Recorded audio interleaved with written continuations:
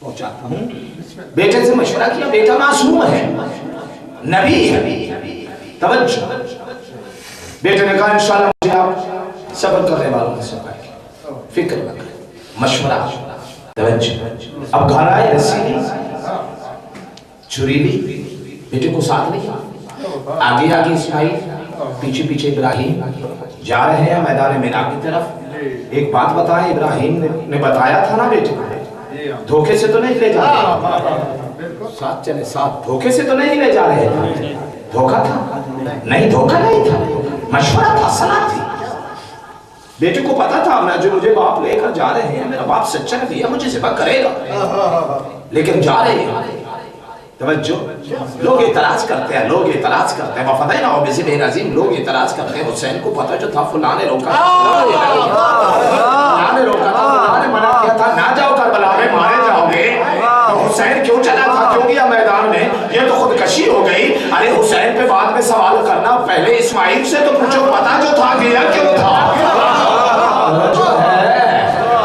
پتا نہیں تھا میں جواب ذبح کر دے گا, کہ یہ تو خودکشی ہو گئی. لیکن آپ کی بھی مجبوری ہے, آپ کیا کریں, آپ فلسفہ ہی جانتے نہیں. قربانی کا فلسفہ کیا ہے؟ قربانی وہ نہیں ہوتی جو زبردستی دی جائے, قربانی وہ ہوتی ہے جو چل کر دی جائے. مگر آپ کا تو کام ہی اور اعتراض کرنا, فقط اعتراض کرنا, کبھی انبیاء پہ, کبھی معصومین پہ, کبھی حسین پہ, ہم پہ بھی اعتراض, ہم گناہگاروں پہ بھی اعتراض. دیکھو جی, اب محرم آ رہا ہے, اب شیعوں کے مزے بن گئے, اب چاول کھائیں گے, ایسے کہا جاتا ہے. تھوڑے سا طبیعتوں کو کھولیں, ایسے ہی کہا جاتا ہے, بس جی چاول کھائیں گے, کہیں گے یہ نیاز حسین ہے. ہاں, حسین ان کے چاول کھاتے ہیں. یہ جو چاول کھانے کے بہانے ہیں, نام حسین کا کرتے ہیں, کھاتے خود ہیں. بھائی جان بجا فرمایا, یہ کل جو عید گزری ہے, عید قربان, یہ جو جانور ذبح کیا ہے, یہ جو قربانی کی ہے, کس کے لیے کی ہے؟ کہیں گے اللہ کے لیے. تو جب اللہ کے لیے کی ہے تو پھر اپنی فرض کیوں بھری ہے؟ جہاں جانور ذبح کیا ہے کہیں صاف کر کے رکھ دے. توجہ, خدا جانے, گوشت جانے کی جو خدا کے لیے ہے, یہ گھر اٹھا کر لانے کا کیا مطلب ہے؟ وہیں رکھ دے, خدا جانے, گوشت جانے. کہتے ہیں آپ کو پتہ ہی نہیں, خدا فرماتا ہے کہ نہ تمہارا گوشت مجھ تک پہنچتا ہے, نہ تمہارا خون مجھ تک پہنچتا ہے, تمہارا خلوص مجھ تک پہنچتا ہے. تو ہمارے بارے بھی یہی سوچ رہے, ہمارے چاول حسین تک نہیں پہنچتے, ہماری نیت حسین تک پہنچتی ہے, خلوص حسین تک پہنچتا ہے.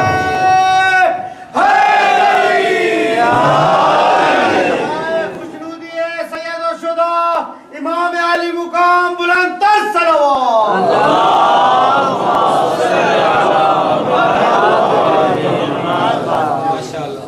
چلے ہیں نا بیٹے کو لے کر کے لیے تھوڑا سا آگے آگے بیٹا, بس بیٹھ لیا, آگے آگے بیٹا, پیچھے پیچھے باپ, آگے آگے قربانی, پیچھے قربان کرنے والا, چھری بھی ہاتھ میں ہے, رسی بھی ہاتھ میں.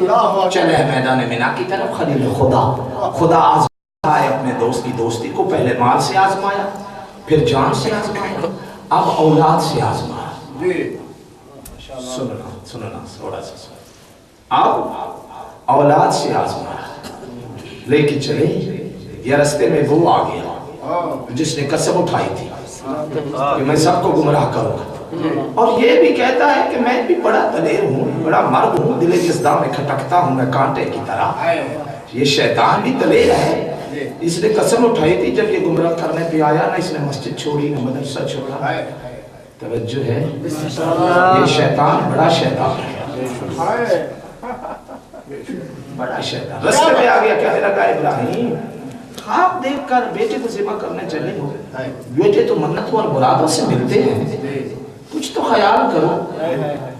تم بوڑھے ہو گئے ہو, تمہاری پہلے والی عقل نہیں رہی, کیا کر رہے ہو, بیٹا ذبح کرنے چلے ہو.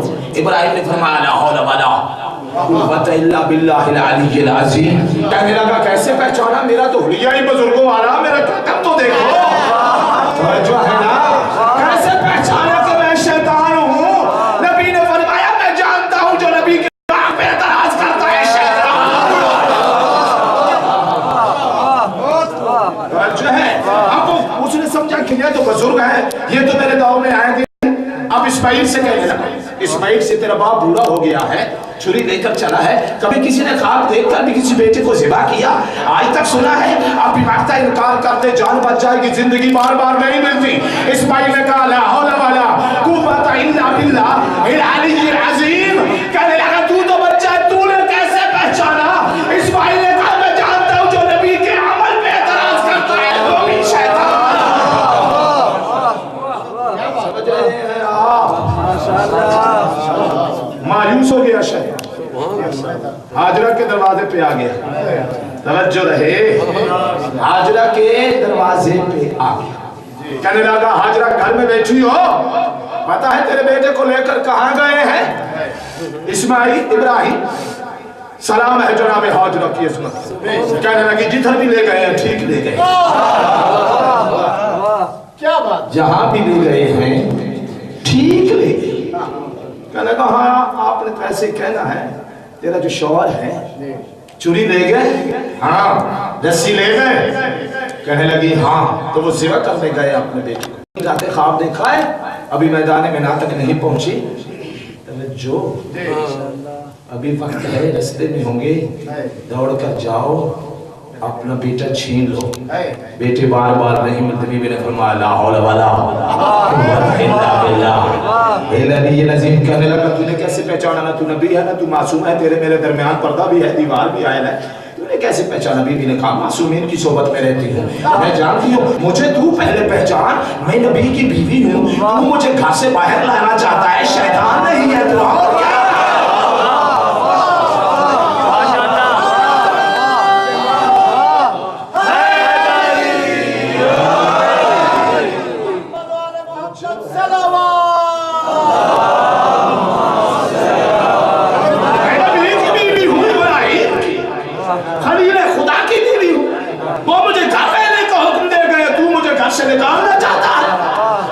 توجہ ہے, وہ شیطان نہیں تو اور کون ہے؟ میں دروازے پہ آیا کیوں ہے؟ جا چلا جا. کہنے لگا تجھے گمراہ کرنے آیا ہوں. بیوی نے کہا کیوں؟ کہنے لگا میں نے وعدہ کیا تھا میں گمراہ کروں گا. بیوی نے کہا میں کو روک رہی ہوں, لیکن جہاں سے چلا جا وقت ضائع نہ کر, مجھے گمراہ نہیں کر سکے گا. کہنے لگا کیوں نہیں کر سکوں گا؟ میں نے انبیاء کی بیویوں کو گمراہ کیا, ہود کی بیوی کو گمراہ کیا ہے میں نے, نوح کی بیوی کو گمراہ کیا ہے میں نے, تو بھی ابراہیم کی بیوی ہے, زوجہ ہے, تجھے بھی گمراہ کروں گا. بیوی نے کہا جہاں چلا جا, جنہیں تو گمراہ کرتا رہا ہے وہ لوط کی بیوی فقط لوط کی بیوی تھی, وہ نوح کی بیوی فقط نوح کی بیوی تھی. میں صرف ابراہیم کی بیوی نہیں, میں ایک معصوم کی ماں بھی ہوں.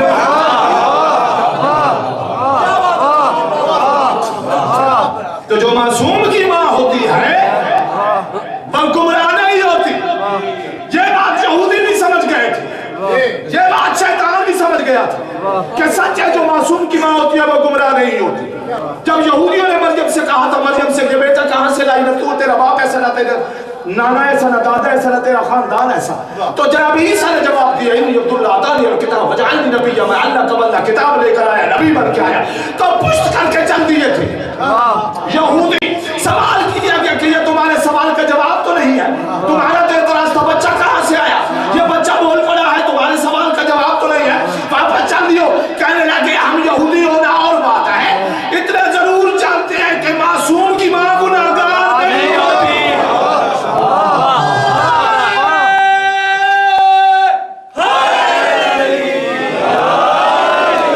محمد وآل محمد صلوات.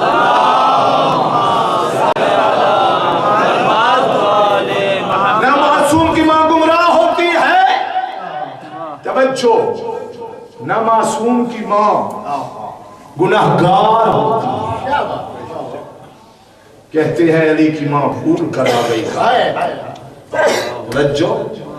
بھول کر آ گئی تھی, پہلا بچہ تھا, 3 تو پہلے بیٹے تھے, پھر جب دیوار گر رہی تھی دوڑ جاتی.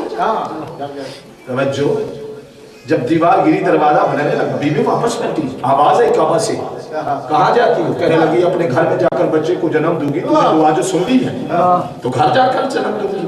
خالق نے فرمایا کیوں جا رہی ہے, کیا دلیل ہے تیرے پاس واپس جانے کی؟ کہنے لگی سوچ رہی ہوں, وہ ایک بطول بیوی تھی جس کا نام مریم تھا, رہتی تھی تیرے گھر میں, घर में थी, सोती भी तेरे घर में थी, मासूम बेटे की माँ थी, नबी की माँ थी। तूने कहा था, तेरे घर से आवाज आई थी, फखरुजी या मरियम, निकल जाए मरियम, ये सच्चा खाना नहीं है, इबादत खाना है। मैं तो मासूमा भी नहीं, मैं तो बतूल भी नहीं, मेरा बेटा तो नबी भी नहीं है। हो सकता मुझे भी यही आवाज आए, फखरुजी या फातिमा, या काबा से आवाज आई, फदखुली या फातिमा, तू दाखिल हो जा फातिमा, वो ईसा की बात हुई, वो अली की बात है।